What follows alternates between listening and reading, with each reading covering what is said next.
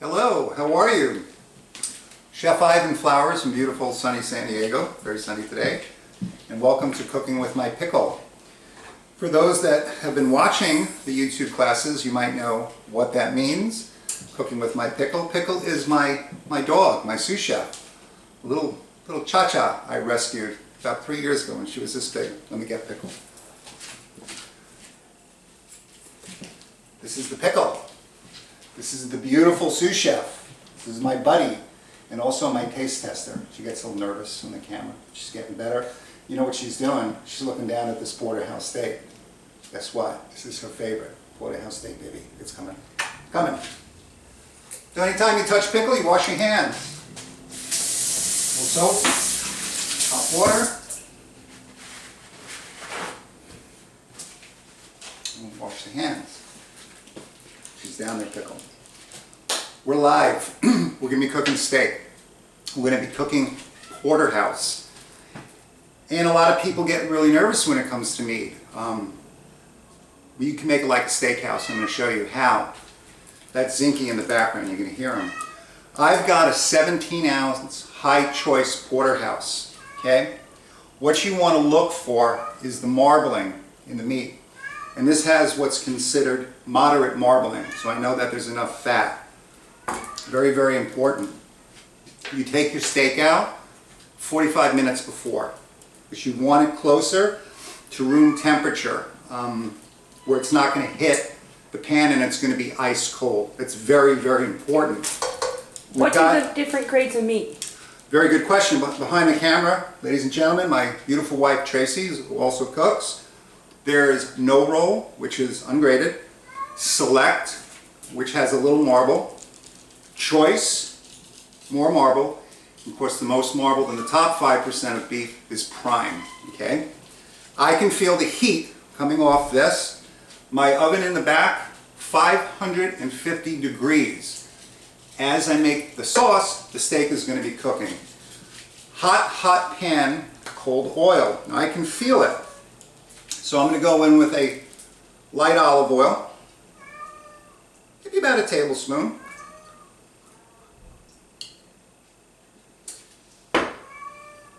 I'm going to season with kosher salt.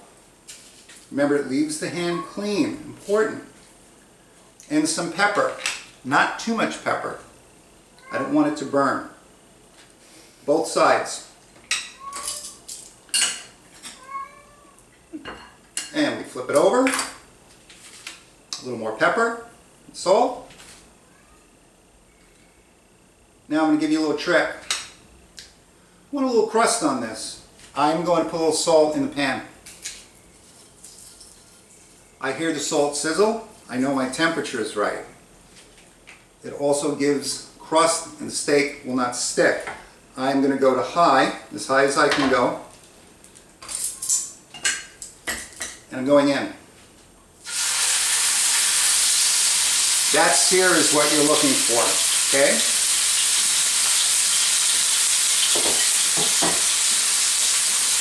I want to introduce you, as this is searing, to our friends, our buddies that we're going to be cooking with.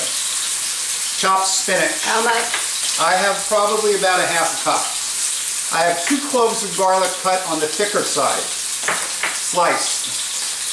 Big, steaky, meaty button mushrooms. 400-degree oven, put the buttons in with the stem up, no oil, no seasoning, and roast them for 45 minutes, and then I slice them thick. Cherry tomatoes, nice and ripe, sugary. How many? Cherry tomatoes, about a half a cup.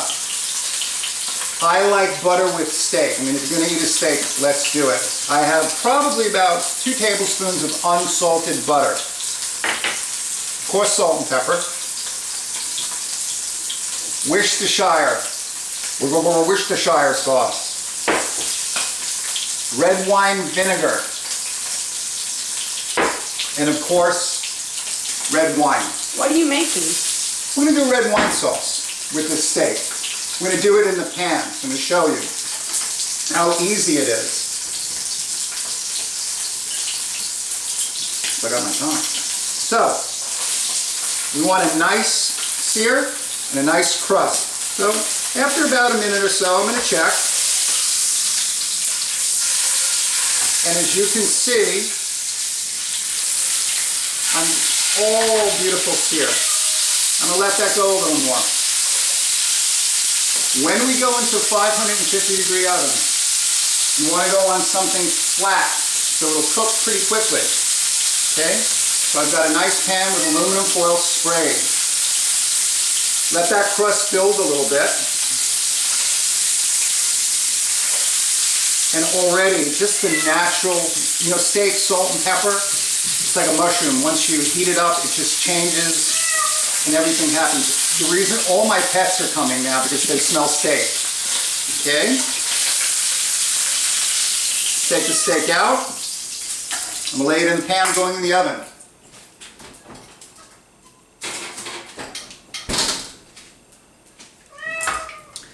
Now, what I have here, I'm going to take a little of this oil out. Got a little pan down here. And I just want, as you can see, there's a little fond on the bottom. What does fond mean? Fond means it's the caramelized bits that came from the steak. It's a little hot, so we have the oven on. So we've got that in there. And I'm going to go in with garlic.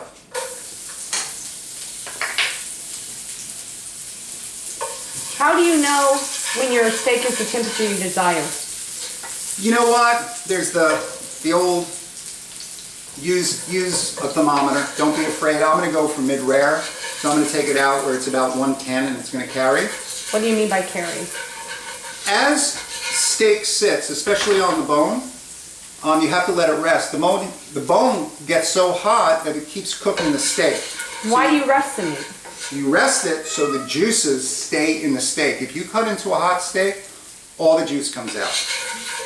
So we've got our garlic going. We've got our mushrooms. I'm going to add my tomatoes. My pan is nice and hot.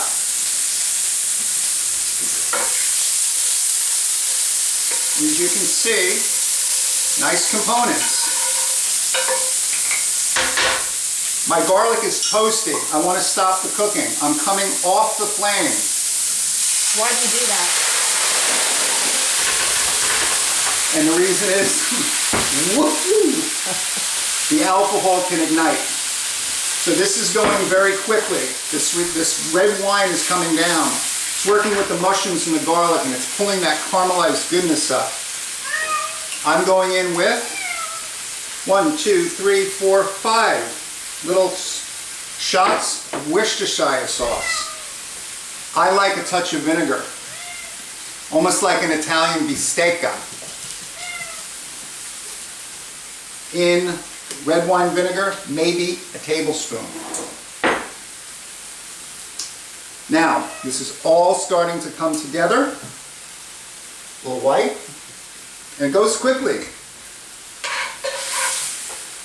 And we want to get it where it starts to get like a little syrupy.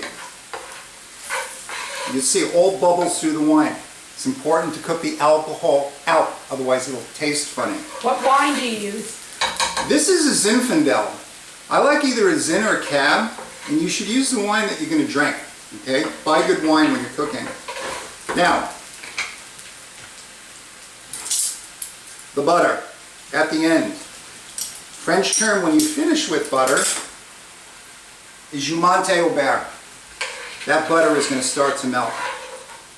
As you can see, it's just coming together. Very important.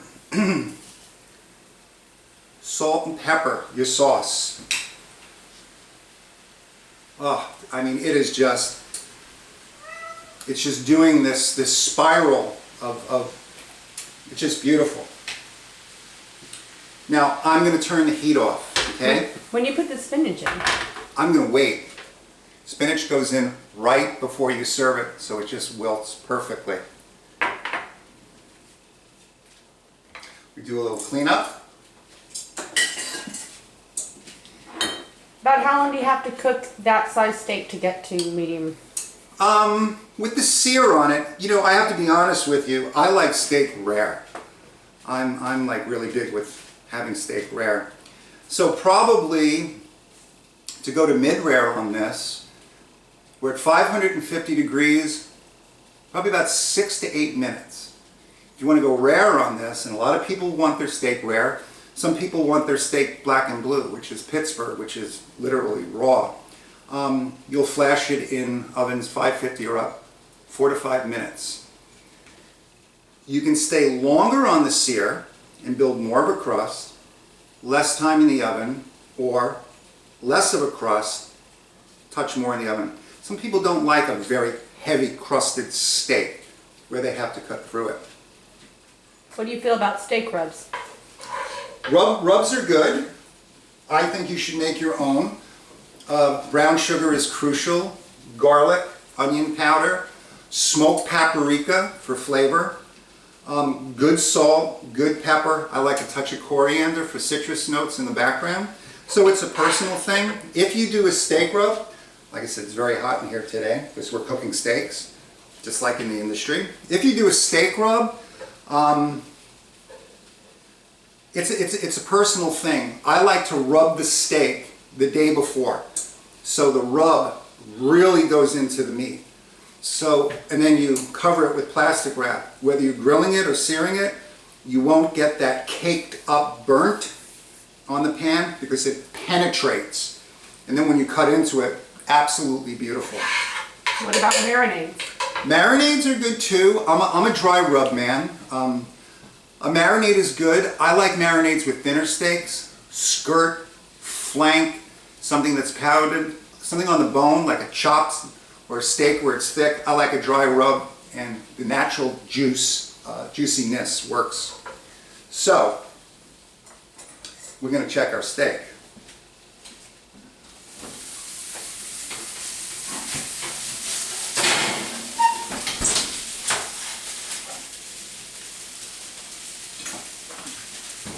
I'm going to transfer this. Actually, I'm not going to use that one. I'm going to use this one. And I'm going to let it rest, okay?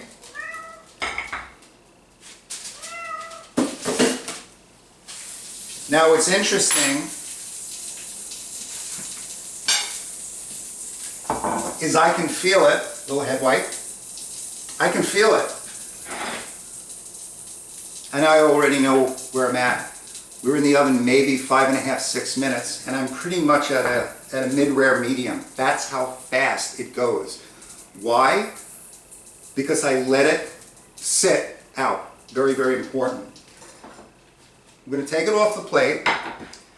A porterhouse or a T-bone, remember, has the bone coming across. Could you do this method with any cut of steak? Yes.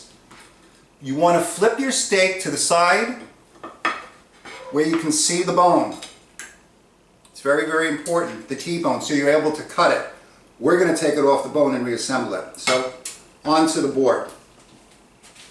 Didn't you used to steal bones when you were a chef? I was I was working in a very fancy 5-star restaurant. I was the chef, and I put out a steak special, and these were, oh my God, I think 42-ounce dry aged prime porterhouse. They were so delicious that I told the servers, I made up that I had a dog at the time, and to save me the bones. And I had all these bones with a lot of meat on it, and I was very stressed out. We did 400 covers that night. And I took one of those bones and I went to my downstairs kitchen and I thought I locked myself in the bathroom, but the door was open, and I was gnawing on the steak bone like a wild animal. And my general manager walked in and said, "Is there a problem?" And I said, "No, there's really no problem." But that's a true story, okay? Delicious. We're gonna finish the sauce. Okay, I'm gonna heat up just enough, just till I see some bubbles. I'm going in with the spinach. Would this be considered a red wine sauce? This is, oven off, it's getting hot. This is a red wine sauce, absolutely. Mushroom red wine sauce. By adding the spinach, it becomes Florentine. So if you want to be fancy with your friends, it's a red wine mushroom Florentine sauce to finish your steak. We have the bubbles. We go off. Our steak, it's important that it rests, so I'm going to kind of check. And if you see a lot of steam coming off the steak, you still have to wait. So we want to wait here, okay, because it's very, very important. Again, this is live, and it's well worth waiting. Do we have any other questions? Maybe we have a question, my dear wife. What's your favorite kind of steak? Porterhouse. You get the filet mignon on one side, you get the strip steak on the other side. It is the king daddy of all steaks. Going thin like this, it's quicker. In a restaurant where it's 42 and 48 ounces, where it's 3 inches, you're in an oven for a much longer time. It's resting much longer. A lot of steakhouses will do 1800 degree ovens or different systems where they have it pretty much dialed in. 17 ounces, 3 ounces of bone. You can easily serve this to 2 people, or if you're hungry, you can do it for 1. Okay. I'm going to cut the steak. I'm going to go down the bone, and I'm going to come around. I'm going to stay as close to the bone as I can. Same thing on the filet mignon side. Okay, it's really easy. And I'm going to separate it out. Now, my cat is going wild. We have the T-bone. T-bone goes on the plate. Going straight down. Why do you assemble it like this? It's user-friendly. It's easier to eat. People can take slices. So we're doing a little user-friendly. I am going to take the knife and go underneath. And I'm going to go on the strip side. I'm going to fan it out. And I'm going to do the same thing with the filet mignon.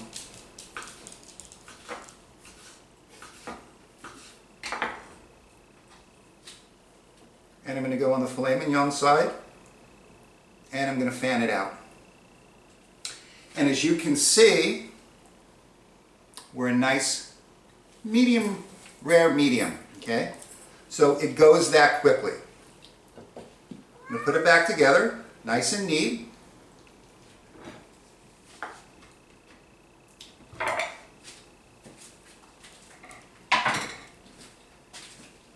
Do a little clean.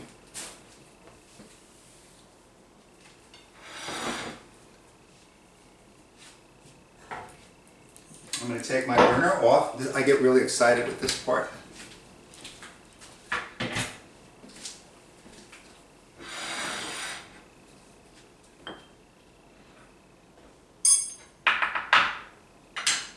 And I'm going to smother. This is beautiful, beautiful sauce. Goes right on top. The mushrooms, the garlic, the spinach, the cherry tomatoes. Just going to smother it, okay? Not going to waste any of it. Again, very bistecca, very Italian, this steak.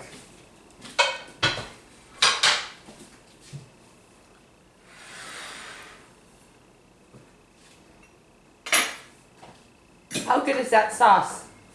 I'm going to show you. That's the question that I've been waiting for. I'm going to spread my sauce out a little bit. Okay, and as you can see, I mean, it's a beautiful steak. Okay. The sauce is so good that the steak gets excited. It's that good. Let's try it. You can certainly plate it like this. I think it's very interesting. I'm going to take a piece from the filet mignon side, with a little bit of the mushroom, and that beautiful red wine steak sauce.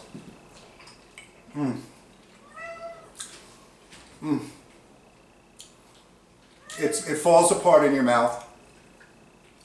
The red wine, the garlic, the juice from the mushrooms, the vinegar, all balances in such a way that I have to say this is a fabulous steak. But we have to test with the pickle.